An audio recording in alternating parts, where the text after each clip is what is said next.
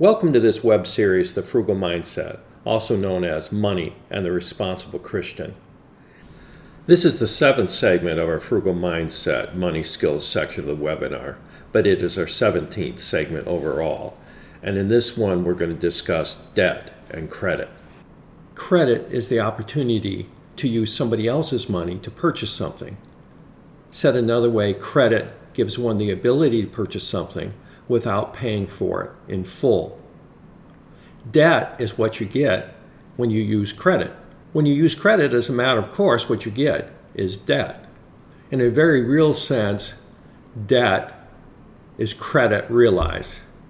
Debt is credit realized. If you use credit, you get debt. Is credit good or bad? Credit is almost always good. That is a tool in your toolbox, an opportunity when it's appropriate to use somebody else's money to buy something. Businesses could generally not succeed without some degree of credit.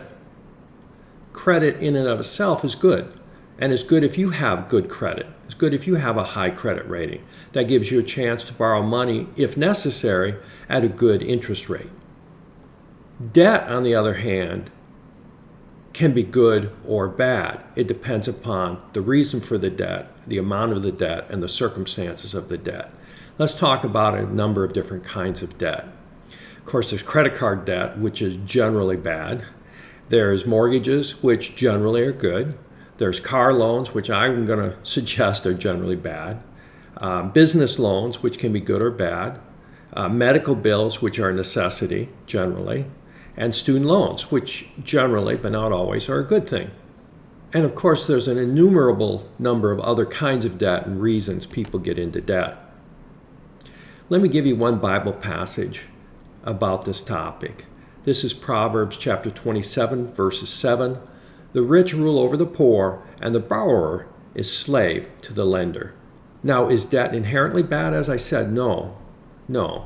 Generally speaking, you're much better off having an emergency fund and delving into the emergency fund when you have an unexpected expense than using a credit card, because you can dig yourself a deep hole with a credit card that's very hard to dig out of.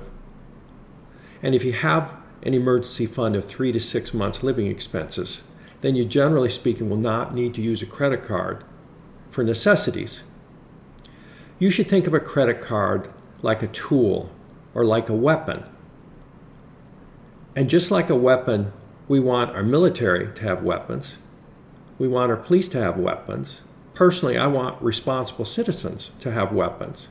But I don't want every 6-year-old boy to have a Glock. Now, in the context of credit cards, every responsible person should generally have 2 credit cards. And I want everybody who can be trusted to have 2 credit cards. But some of us are 6-year-old boys and can't be trusted. And then what do? Well, I suggest what they need to do is get some self-discipline, because a credit card is an important tool in your toolbox, but you have to be self-disciplined and use it appropriately. So what are the circumstances under which you should use a credit card? There's really only 2 circumstances under which you should use a credit card. The first one is a fortunate one, where you can always pay off your balance in full every month. And in that context, credit cards are a wonderful benefit.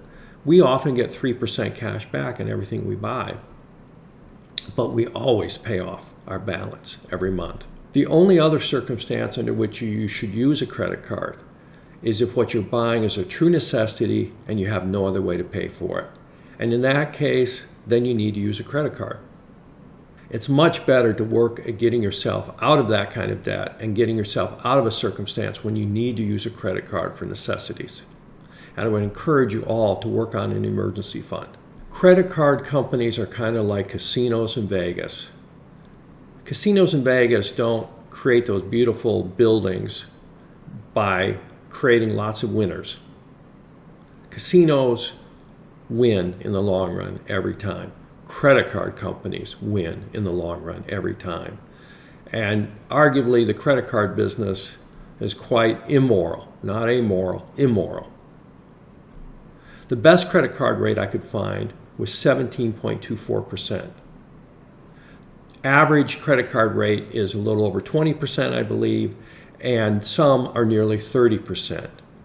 And this is on money that the banks are paying depositors between less than 0.5% to a maximum of 4% interest on. And then they're loaning it out at 17 to 29 or 30% interest. That is a huge profit margin. I listened to a 60-minute segment a number of years ago, and the woman who was speaking had been a senior attorney for one of the credit card companies. And one of the things she tried to work on was a program to minimize all the late fees and penalties and stuff that people get into with their credit cards. And so her goal was to have fewer defaults. She came up with a good program, but when she ran it by the powers that be, they didn't want it because they make so much money off the fees and the late fees and the penalties and all of that stuff. Hence why I say the credit card business is pretty immoral at times.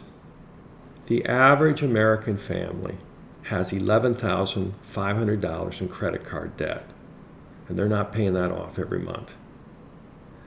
Do yourself a huge favor and get out of your credit card debt. Become responsible, work on getting out of that credit card debt, and then you can move forward. One other thing I want to talk about quickly when I talk about debt and credit is debt consolidation loans. They can be a good thing, but you have to be very, very careful. It's not unusual that people become upside down even further with a debt consolidation loan. Make sure your debt consolidation loan isn't trading one problem for another bigger problem. You have to carefully review the fine print and don't just listen to the salesperson. I guess the last thing I want to mention in the context of debt and credit is home equity loans. Again, they can be a good tool, but you have to be careful. The big advantage of a home equity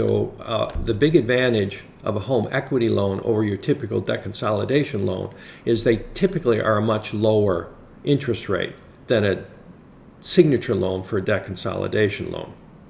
The problem with using a home equity loan to pay off other debt is twofold. One, now your home is at risk of that debt, where in many states you have a homestead exemption that the creditors cannot take your home away from you. And secondly, again, you have to address the underlying problem. Now, if you have an underlying problem that's being properly addressed, then a home equity line of credit can be an excellent tool. And sometimes a debt consolidation loan can be a tool to use also. All right, that's it for debt and credit. In our next episode, we're going to discuss the dreaded B word, budgeting. Thanks for listening.